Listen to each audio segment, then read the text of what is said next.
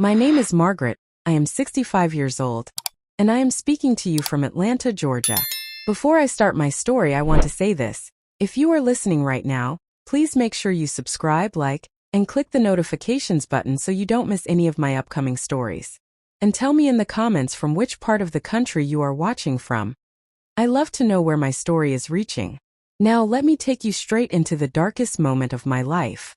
55 years old, I lost my sight. One morning I opened my eyes and saw nothing but darkness. I thought maybe it was the room light, maybe I was dreaming, but no, it was real. My vision was gone just like that. And do you know the hardest part? It wasn't the blindness. It was what came after. My husband, the man I had built my whole life with, the man who had promised to love me in sickness and in health, he looked at me and instead of standing by me, he abandoned me. I still remember his exact words, whispered in the kitchen, cold and sharp like a knife. "I didn't sign up for this, Margaret. You're going to be a burden.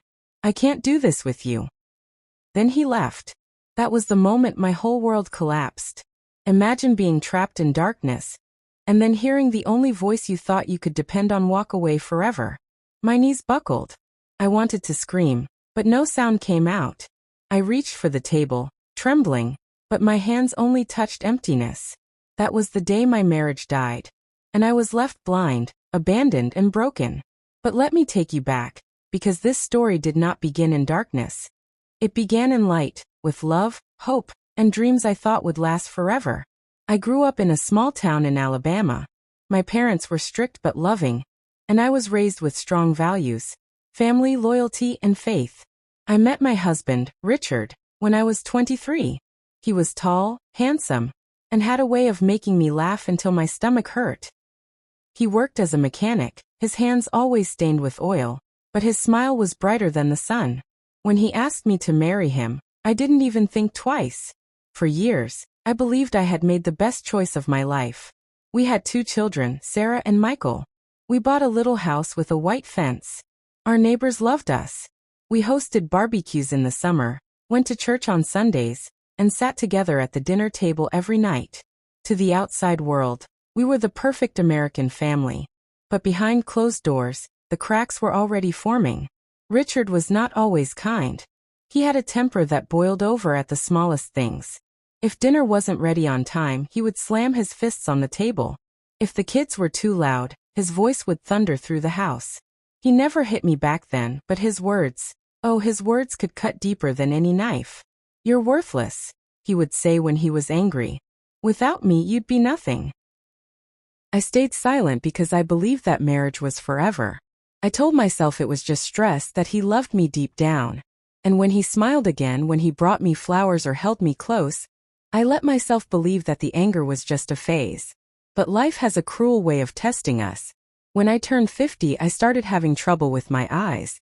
At first it was little things, blurry vision when I read, headaches that wouldn't go away. I thought it was just age. But the doctor told me it was more than that.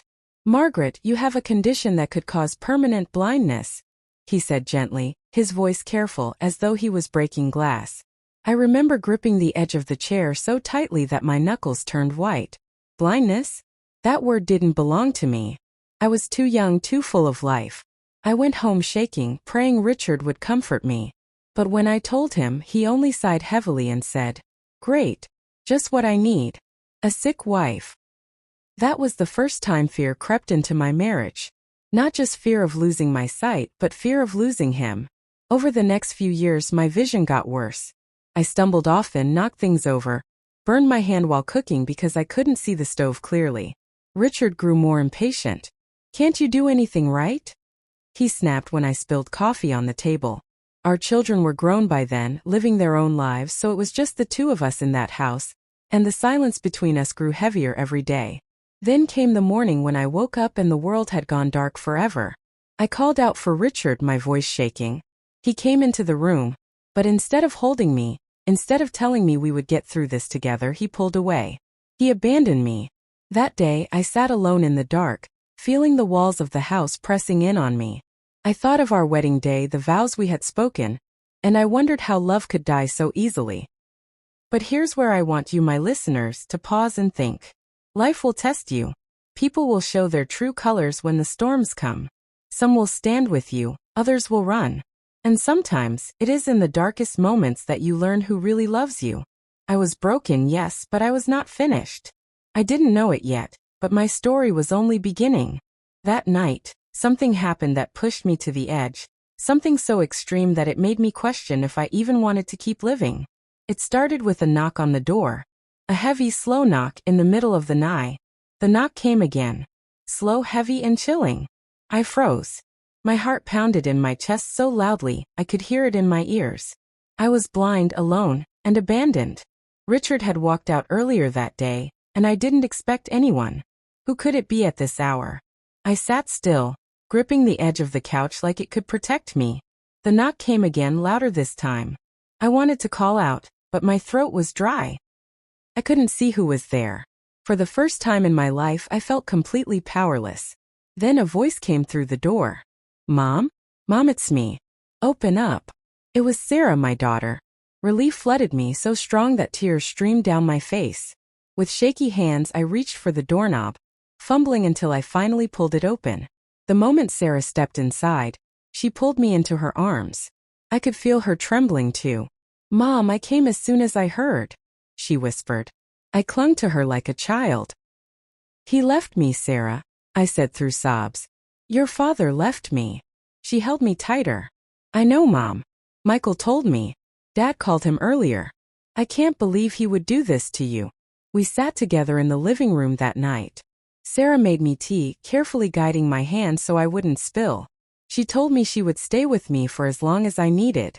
And in that moment, a little spark of hope flickered in my chest. Maybe I wasn't completely alone after all. The next few weeks were a mixture of highs and lows. Sarah helped me adjust to my new life without sight. She labeled the cupboard so I could find things by touch.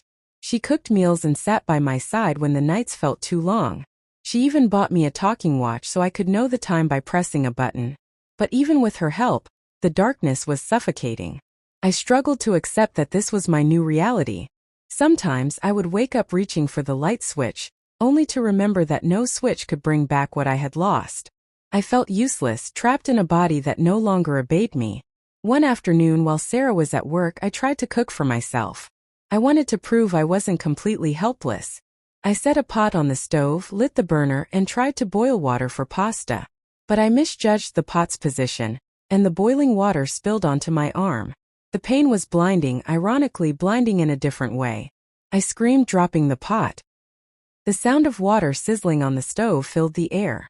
I fell to the floor, clutching my arm, tears streaming down my face. When Sarah came home and saw the mess, she panicked. Mom, why didn't you wait for me? Look at your arm. She rushed me to the hospital where they treated the burn. That night, Sarah cried. Mom, I'm scared to leave you alone. What if something worse happens? I don't know if I can do this by myself. Her words cut me deeply, not because she was wrong, but because I felt like a burden. I hated that my daughter had to carry me when she should have been building her own life. And then came the day Richard returned. It was a Saturday evening. Sarah had gone to the store, leaving me alone in the house. I was sitting quietly, listening to the hum of the refrigerator, when I heard the front door open. My heart skipped. Margaret, a voice said. It was him. My hands trembled. Richard? What are you doing here? He sighed, walking closer. I could smell his cologne, the one I used to love but now made me sick. I shouldn't have left like that. I was scared. I didn't know how to handle it. I swallowed hard. So you ran away? When I needed you the most. He didn't answer right away. Then he said, maybe I overreacted. Maybe we can fix this. I can come back. Part of me wanted to scream at him, to tell him he didn't deserve me. But another part of me, the broken, lonely part, wanted to believe him. I wanted to believe that maybe, just maybe, my marriage could be saved. But then as he spoke, I noticed something. His words were smooth, but his tone wasn't the same as before. There was no warmth, no love, only guilt and convenience. He wasn't there because he loved me. He was there because he had nowhere else to go. And then, as if to confirm my worst fear, my daughter Sarah walked in and caught him standing there. Her voice was sharp, filled with fury. What are you doing here, Dad? After you abandoned her? Mom, he's hurting me. Sarah's voice sliced through my darkness like a knife. I scrambled forward, hands outstretched, desperate to find her. My fingers grazed the sharp edges of broken glass on the table, but I didn't care. All I could hear was my daughter struggling, her voice trembling with fear. Richard, let her go. I shouted, my own voice cracking. She's your daughter. For a moment, the room filled with the sound of heavy breathing, Sarah's cries, and the thud of movement. Then suddenly silence. My chest tightened. Had he stopped? Was she safe? Sarah gasped, her voice shaking. Mom, I'm okay. Relief washed over me, but it was short-lived. Richard's tone, low and cold, followed. You don't talk to me like that, Sarah. You don't come between me and your mother. Something in me snapped. All those years of silence, all the times I had swallowed his insults, all the moments I had told myself he would change, they boiled over. I stood, even in my blindness, and shouted with every ounce of strength I had. Get out of this house, Richard. Now. The words echoed through the room. For the first time, I wasn't pleading. I was demanding. He laughed bitterly. You think you can kick me out? You can't even see me. But then Sarah's voice cut in, fierce and unshakable. Yes, she can. And so can I.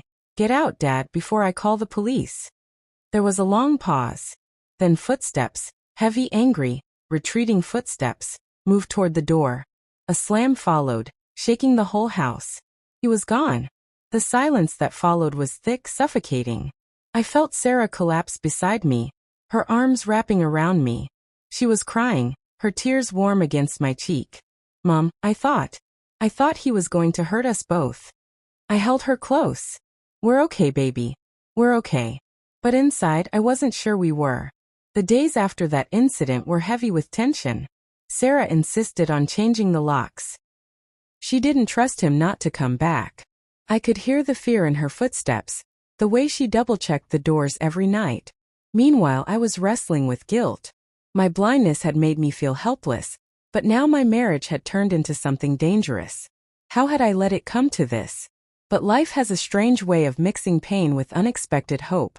One afternoon, Sarah took me to a local support group for people who had lost their sight. First, I didn't want to go. I didn't want strangers knowing my weakness. But Sarah insisted, and I reluctantly agreed. The moment I walked in, I was greeted by voices filled with warmth. People who knew exactly what I was going through. People who laughed, who shared stories, who refused to let blindness steal their joy. One woman, Linda, took my hand and said, "Honey, your eyes may not see, but your heart still can. Don't let the darkness outside blind the light inside."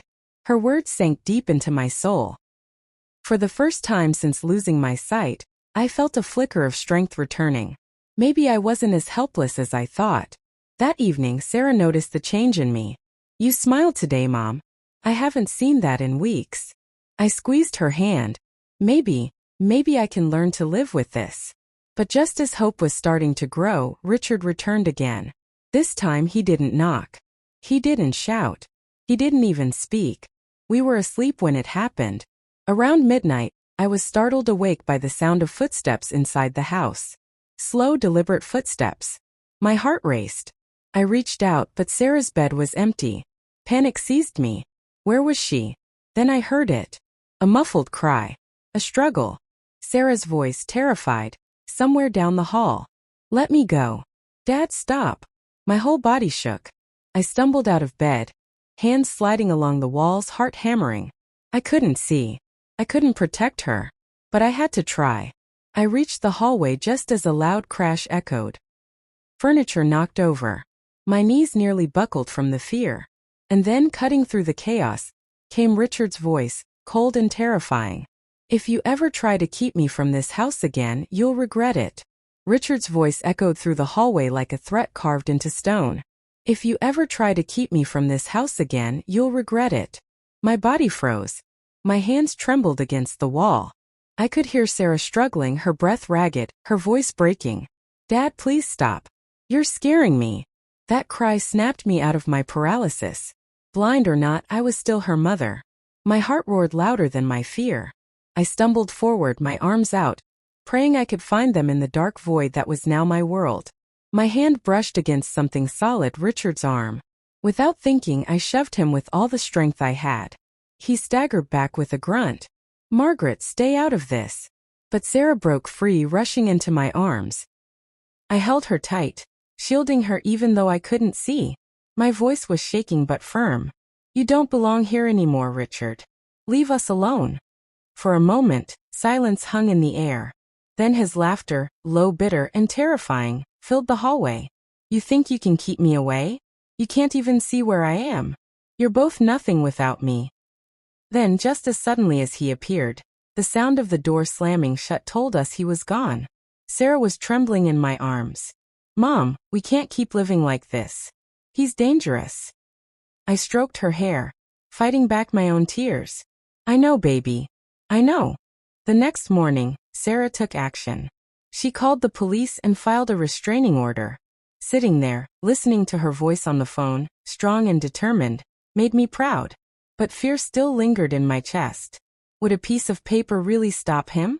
Days passed, and for a while, things calmed down.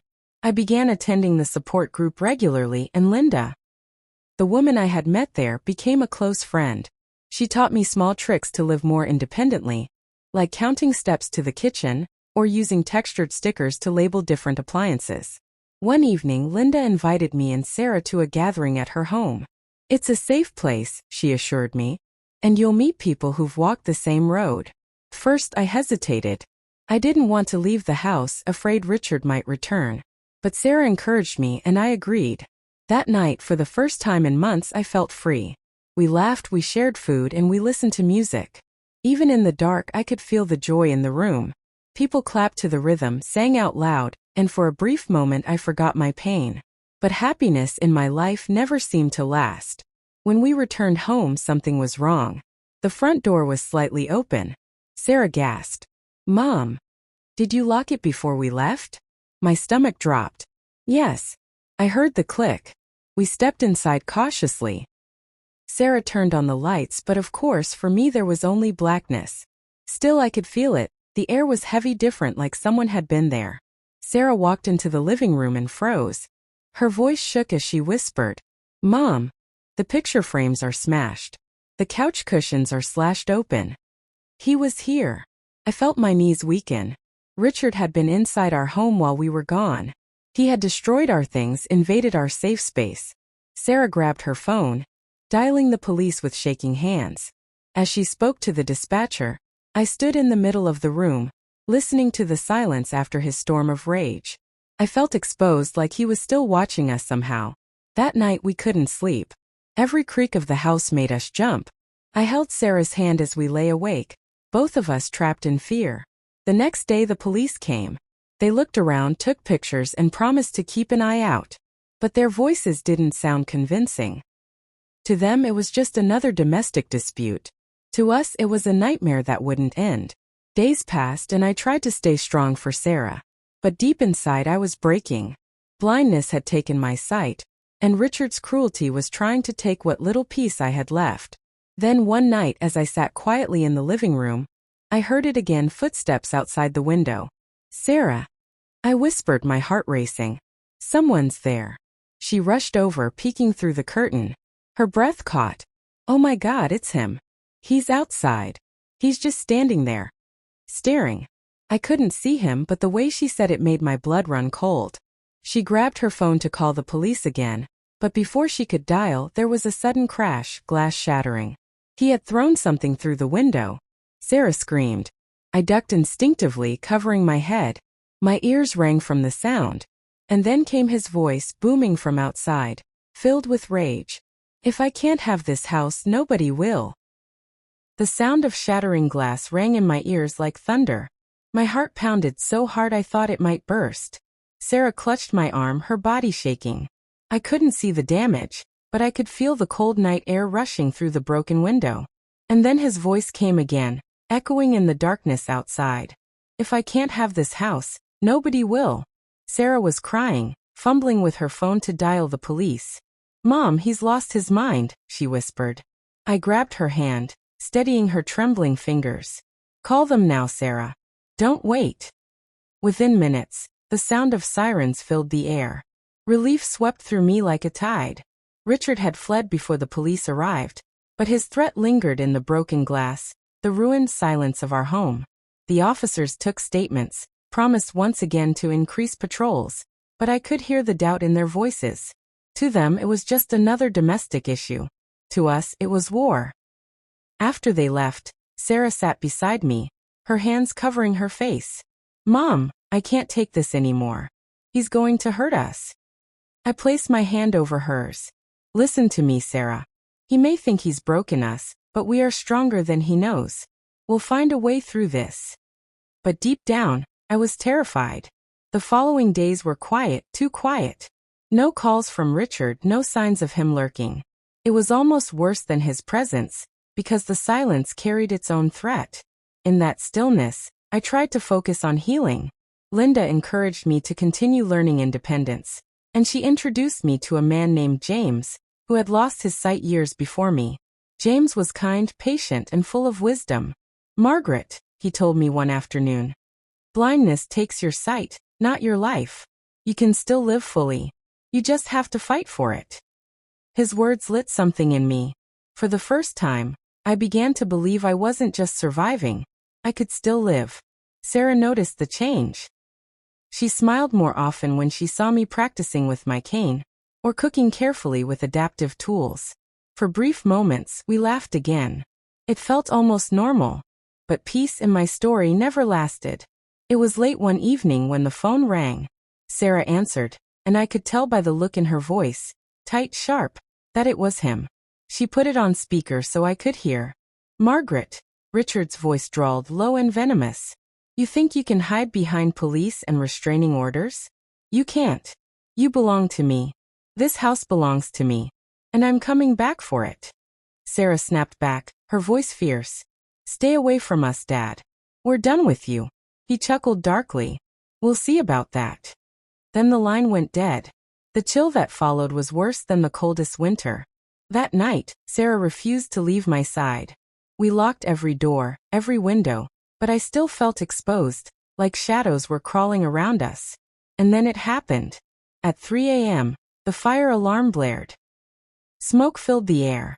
I coughed, choking, my lungs burning. "Mom," Sarah screamed, grabbing me. "The house is on fire.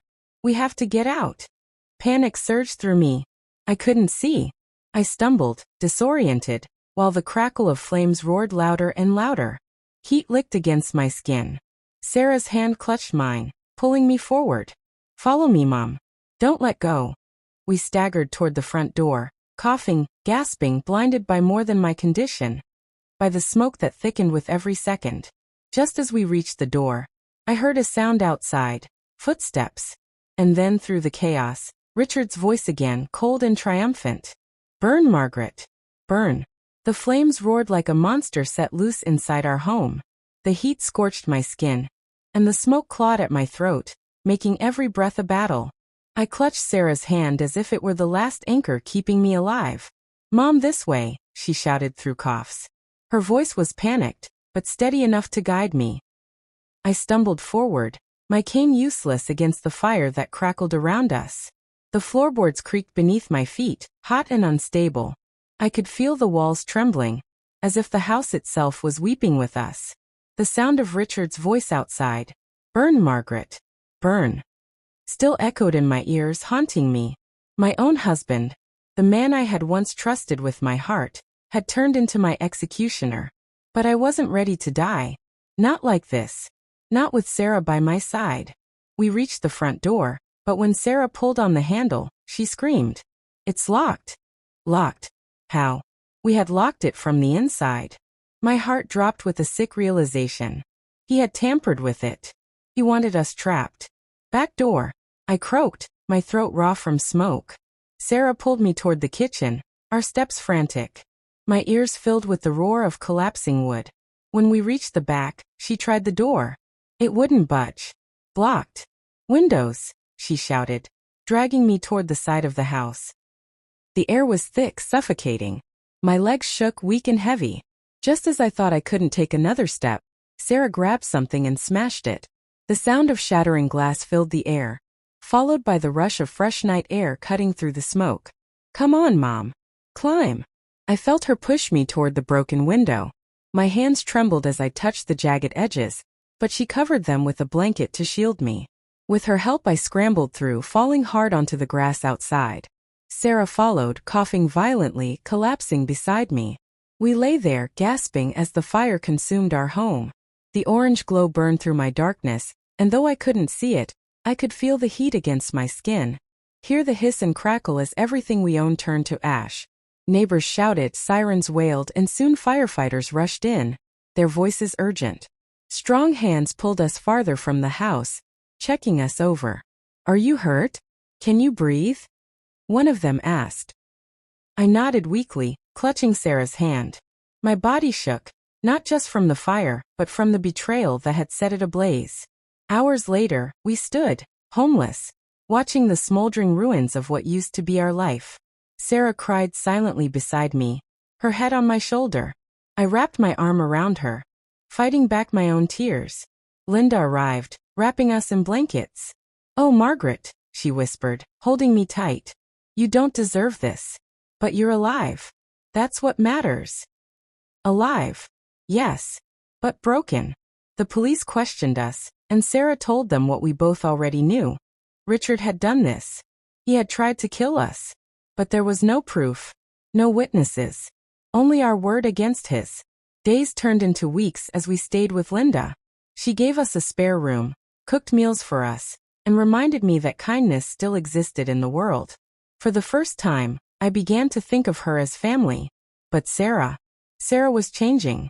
The fear that once lived in me was now taking over her. She jumped at every noise, locked every door twice, and barely slept. One night, I heard her sobbing quietly. I reached out in the dark and touched her hand. Talk to me, baby, I whispered. Her voice cracked. Mom, what if he comes back? What if next time, we don't make it out? I held her, my own heart aching. We will survive, Sarah. Because we have to. We have each other. But even as I said it, I wasn't sure. Then came the letter. It arrived one morning, slipped under Linda's front door. No stamp. No address. Just a piece of paper folded once. Sarah picked it up, her voice shaking as she read it aloud to me. You can run, but you can't hide. This isn't over. I'll finish what I started. Her hands dropped the paper, her breath sharp with terror. And before I could even speak, we heard it. 3 slow knocks at the door.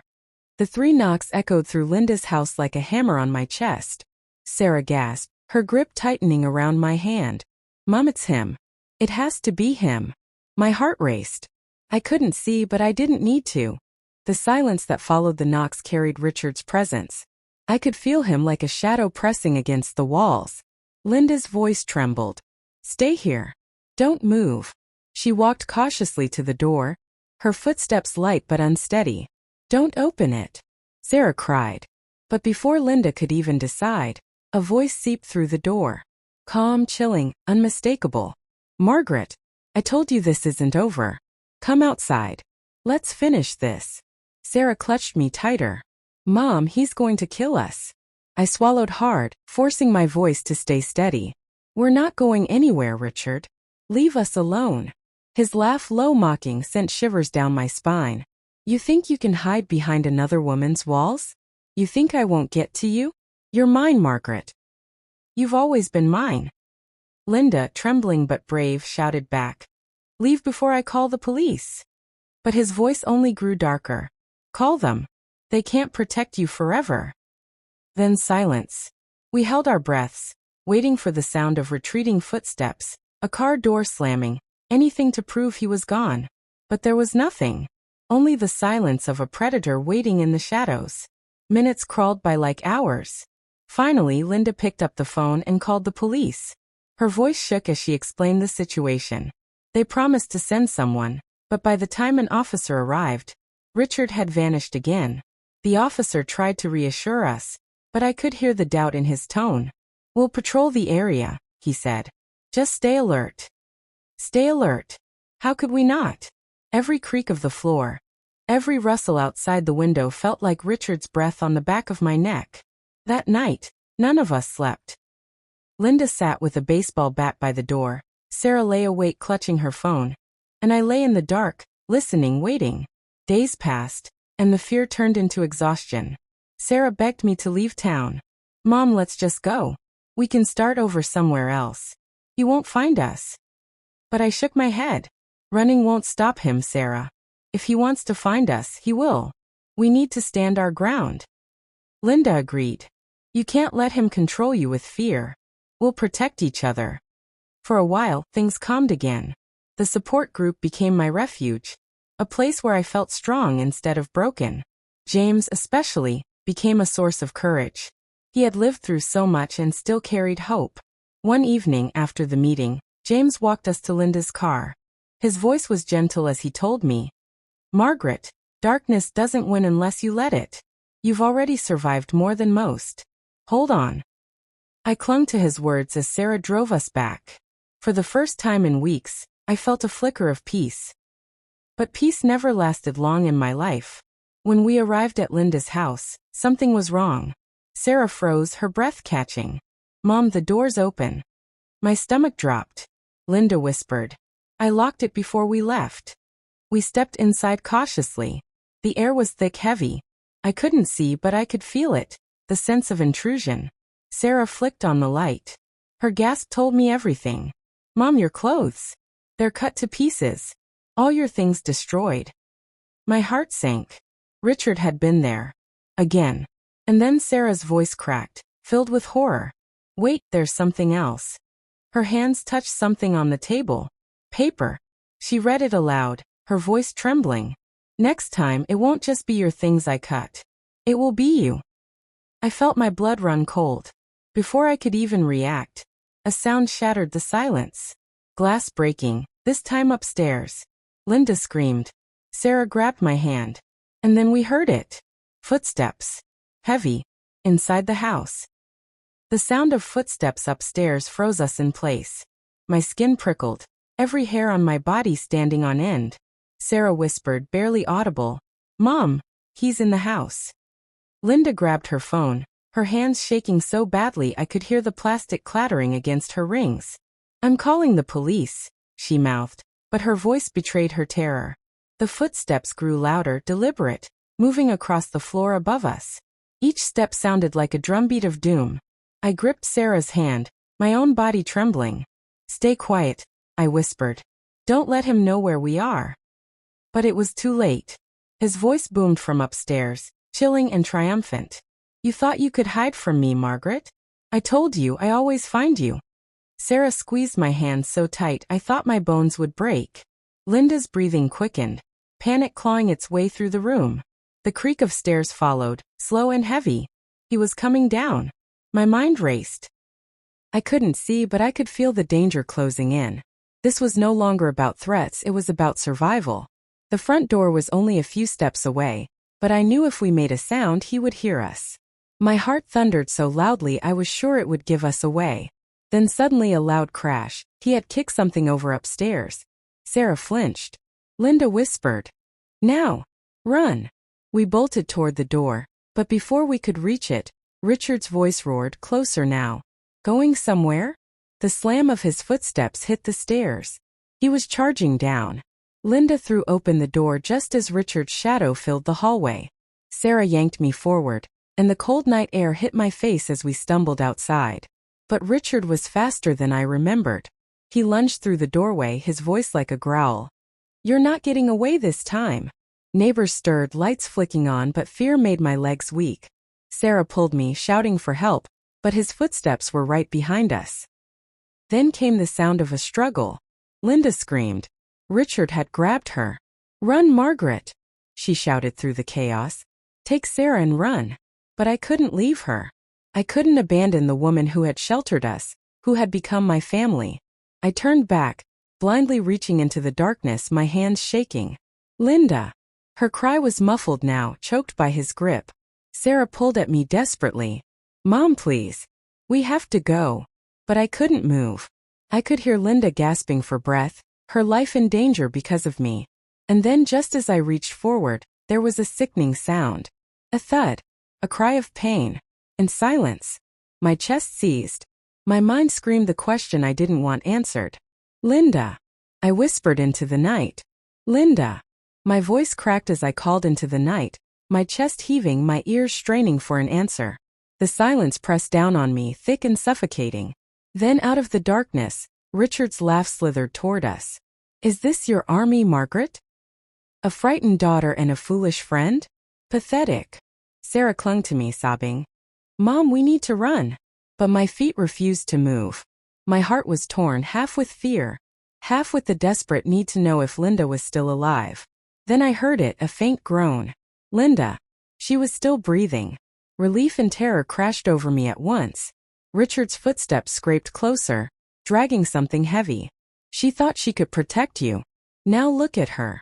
Leave her alone. I shouted, my voice raw. He barked a laugh. Or what? You can't even see me, Margaret. You're helpless. Something inside me snapped. I wasn't helpless. Blind, yes. Weak? No. I stood taller, pushing Sarah behind me. You're the coward, Richard. Hurting women because you're too small to face your own failures. For the first time, his voice faltered, sharp with anger. Shut up. A thud followed, Linda being dropped onto the ground. She coughed, wheezing for breath. I could hear her trying to crawl away. Then Richard's voice turned venomous. I should finish this right here. End you, Margaret, so no one else will have to deal with your worthless existence. Sarah screamed. Neighbors began to shout from their porches, some yelling that they had called the police. But Richard was wild now, past reason. I braced myself as his footsteps pounded toward me. And then suddenly, another voice cut through the night. Get away from her. It was James. He had arrived, his voice carrying fire and authority. Richard snarled. This doesn't concern you, old man. James didn't flinch. It does when you're threatening women. Come after me if you're so strong. For a moment the air froze between them. Then Richard roared, charging at James. The sound of their bodies colliding filled the night, grunts, fists, the sickening thud of blows landing. Sarah dragged me backward, her hands trembling. Mom, we have to go inside. It's too dangerous. But I couldn't move. Every sound of the fight twisted my insides. James was brave, but Richard was bigger, angrier, and fueled by obsession. A terrible crash rang out, James slamming against the hood of a car. He groaned in pain, but I could still hear him pushing back, refusing to give up. The police sirens wailed in the distance. Help was coming, but would it be too late? Richard's voice rose again, wild with rage. If I can't have Margaret, no one will. I froze. His footsteps turned toward me, fast, furious. And before I could react, I felt it, his hand clamping down on my arm, his hot breath against my ear. His grip was iron, crushing my arm as he yanked me toward him. His voice hissed like poison against my ear. This ends now, Margaret. If I can't have you, then no one will. Sarah shrieked, pulling at my other arm. Let her go, she screamed, tears streaming down her face. I struggled, my heart pounding so hard I thought my chest would burst. Richard, stop. This isn't love. It's madness. But he only tightened his grip, dragging me toward the shadows. You belong to me. You always have. Then James roared, his voice filled with fury. Let her go, Richard. The sound of his charge shook the ground. A heavy impact followed, James tackling Richard from behind. The force tore me free from his grasp. I stumbled back, Sarah catching me just before I hit the ground. Mom, come on, get up, she cried. But my ears were locked on the brutal sounds before me. Fists slamming, bodies hitting the pavement, grunts of pain. James was giving everything he had, but Richard fought like a man possessed. The neighbors' shouts grew louder. The wail of police sirens screamed closer. The flashing lights now visible against the street. Hold on, someone shouted. The police are here. But Richard wasn't done. He landed a savage blow that sent James crashing to the ground. My heart dropped. No, I screamed. Richard staggered up, panting like a wild beast. His eyes must have been blazing, because even Sarah whimpered, shrinking behind me. He raised his hand, and for a horrifying moment I thought he was coming for me again. But then he pulled something from his pocket. A knife. The neighbors gasped. Sarah's scream tore through the night. Richard's voice cracked with desperation. If I can't have her, then no one leaves alive. I froze. My body trembled, but my spirit roared inside me. This was it. The moment everything would end, one way or another. I took a shaky step forward. Richard listened to me. My voice was steady now, stronger than I thought possible. You don't scare me anymore. You've already lost. Look around. Everyone sees you for what you are. The crowd shouted, police commands blared. Drop the weapon.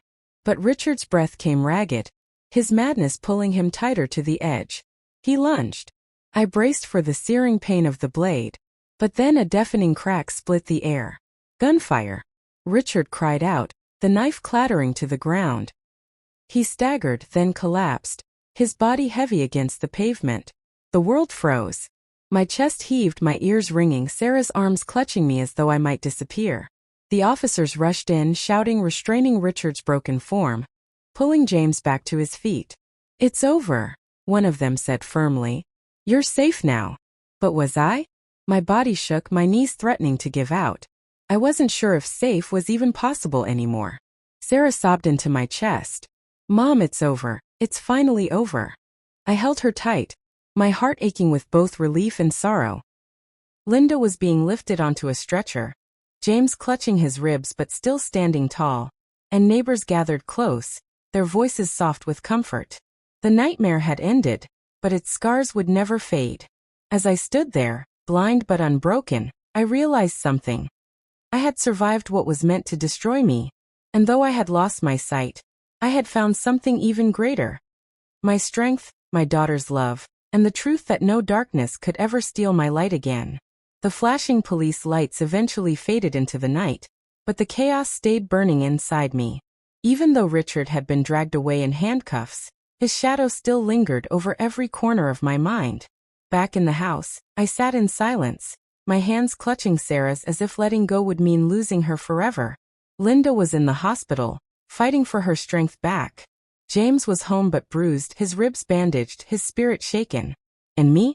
I was trapped between relief and fear. Because though Richard was gone, the damage he left behind was alive inside us. Mom, Sarah whispered, brushing my hair back gently. It's really over. He's not coming back. I nodded, but deep down a chilling thought echoed. Monsters don't always stay locked away. The following days blurred together. Police reports, hospital visits, questions from neighbors, and endless nights where I couldn't sleep. In the dark, my blindness felt heavier, pressing down on me. Because even in safety I still feared I'd hear Richard's voice whispering from the shadows. James visited often, his voice warm but strained. You were braver than anyone, Margaret. You fought harder than men half your age. I wanted to believe him, but nightmares clung to me. Sometimes I'd wake up screaming, convinced Richard was standing at my bedside. Sarah would rush in, hugging me tight, whispering, "It's just a dream, Mom." But to me, it never felt like just a dream. One evening, about 2 weeks after the attack, Sarah came home pale and trembling. "Mom," she said, shutting the door quickly, "you won't believe what I heard." My heart dropped. "What is it?" She hesitated, then whispered, "Richard made bail. He's out." The world tilted beneath me. My stomach clenched, my lungs refused to breathe. No, my voice cracked. That can't be true. They saw what he did. How could they let him out? Sarah's hands shook as she held mine. "I don't know, Mom. But people are saying he swore he wasn't done with you." The room spun. The monster wasn't locked away. He was out there again, free. My heart thundered as I whispered to myself, "The nightmare isn't over. It's only just begun." The moment Sarah told me Richard was out, sleep became a stranger. Every creak in the house, every gust of wind against the window, felt like him creeping closer. At night, I'd sit up in bed, clutching my cane like a weapon, whispering prayers into the silence. Sarah tried to act strong, but I could hear her voice trembling whenever she said, "Don't worry, Mom, he won't come near us." Even she didn't believe it. One evening James came by to check on us. His footsteps were heavier than usual, his voice low. "It's true," he admitted. "Richard's out. The law moves slow. But I promise you, I won't let him near you again." I wanted to trust him, but my fear was sharper than any knife. Days passed with no sign of Richard, and I almost convinced myself that maybe, Just maybe he disappeared for good. But then the phone calls began. The first time I answered and heard only breathing. Long, heavy, deliberate breathing. I slammed the phone down, my hands trembling. The second time a whisper slithered through the line. You thought you could ruin me? You thought you could escape. It was him. Richard. I dropped the phone, my heart pounding out of control. Sarah rushed in, panic on her face. Mom! What happened? He called, I gasped. He called me. Sarah's face drained of color. She grabbed the phone, but the line was dead. After that, the terror grew worse. Footsteps outside the house at night. Scratches on the windows. Once, Sarah opened the front door to find a dead crow lying on the step, its wings twisted. Richard's sick way of saying he was close. Mom, we have to move, Sarah whispered one night, tears in her eyes. He's never going to stop. Before I could answer, a thunderous bang shook the front door. We froze. Another bang. The door rattled, hinges screaming under the force. Open up. Richard's voice roared, raw with fury. You can't hide from me, Margaret. Sarah screamed, dragging me backward. James, who had been dozing on the couch, leapt to his feet, grabbing a heavy lamp like a weapon. The door cracked. Splinters rained onto the floor. Richard was breaking in. Stay behind me, James shouted. But before he could take another step, the door burst open, and Richard stormed inside. The door exploded inward, with splintering under Richard's weight. His ragged breathing filled the room, animal-like, unhinged. Margaret, he bellowed, his boots pounding the floor. You thought prison could keep me from you? I clutched Sarah's hand so tight I felt her bones press against mine. She whimpered, Mom. But I pulled her close, whispering, Stay quiet. James stepped forward, lamp in hand, his voice steady despite the tremor I could hear beneath it. Get out, Richard. Right now. Or I swear, you won't walk back out. Richard laughed, the cold, ugly sound. Old man, you think you can stop me? She's mine. Blind or not, she belongs to me. The words cut through me like a blade. I don't belong to you, I shouted, surprising even myself with the strength in my voice. You abandoned me when I needed you most.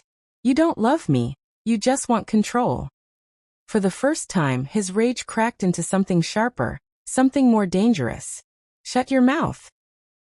He roared, lunging toward me. James swung the lamp.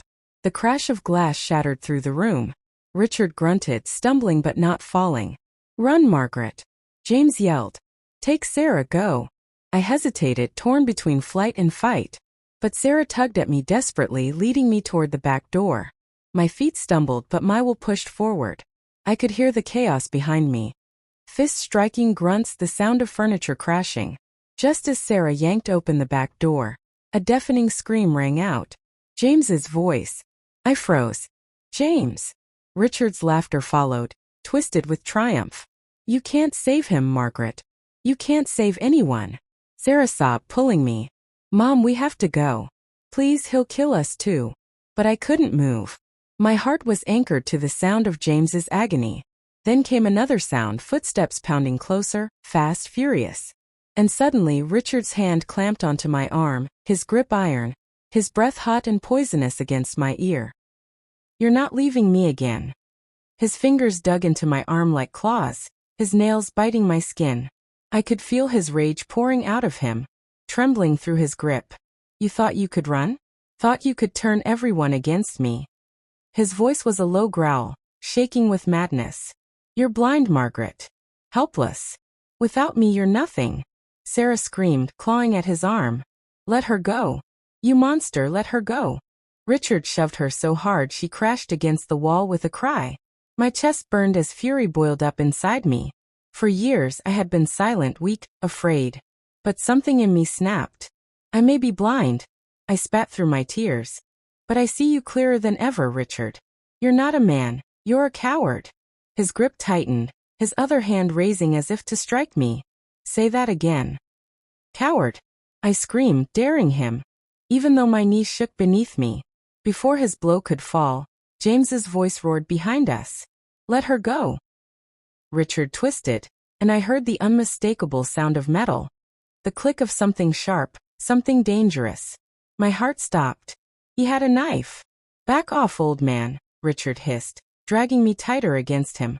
One step closer and she dies. The room froze. I could hear Sarah sobbing, James breathing hard, everyone caught in the noose of Richard's madness. My pulse thundered so loud it drowned out every other sound. You don't want to do this, James said carefully, his voice steady but urgent. Richard, listen, if you hurt her, you'll never walk free again. Think about it. But Richard's laugh was hollow, empty. I've already lost everything. What's prison compared to this? The cold edge of the blade pressed against my throat. I gasped, trembling. For the first time, I felt how close death truly was.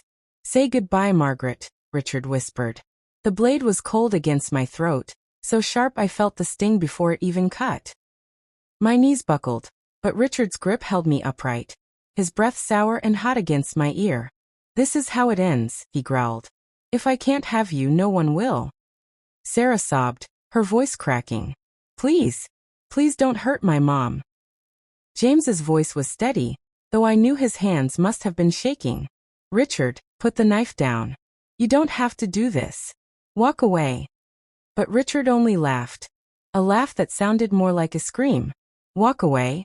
She destroyed me, took my dignity, dragged me through the dirt. I won't walk away. I'll take her with me. The knife pressed harder. A bead of blood trickled down my neck. My heart pounded so hard I thought it would burst.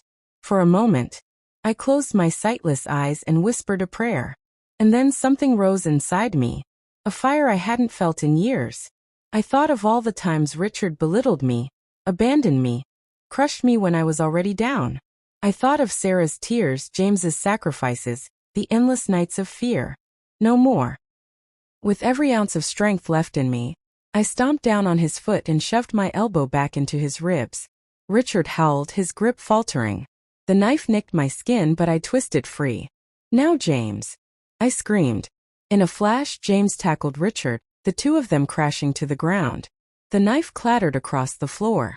Sarah darted forward, kicking it away as far as she could.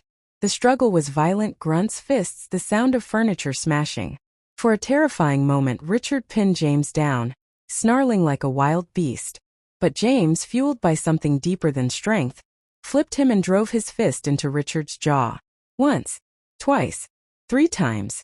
Richard went limp. The room fell silent except for our ragged breathing. I collapsed into Sarah's arms, trembling. Is it over? James, panting, stood over Richard's unconscious body. It's over. Moments later, the wail of sirens filled the night. Police stormed in, dragging Richard's bloodied form away in cuffs. He was screaming, thrashing, promising revenge even as they forced him into the car. But I didn't listen anymore. For the first time in years, I felt free. That night, sitting with Sarah and James, I realized something powerful. I had lost my sight, yes. I had lost my marriage, yes. But I had not lost myself. And I had not lost love. Sometimes the people who are supposed to stand by us will abandon us in our darkest hour. But when that happens, God always places others in our lives. Those who will fight for us, protect us, and remind us of our worth. I am Margaret, 60 years old now, telling my story from Florida, USA. Broken heart, if you've been listening until the end, thank you. Please subscribe, like, and click the notification bell so you won't miss more upcoming stories. And tell me, from which part of the country or the world are you watching this from? I want to know where my story is reaching, because maybe someone out there needs to hear this today. Even when the world turns its back on you, you are still worth fighting for.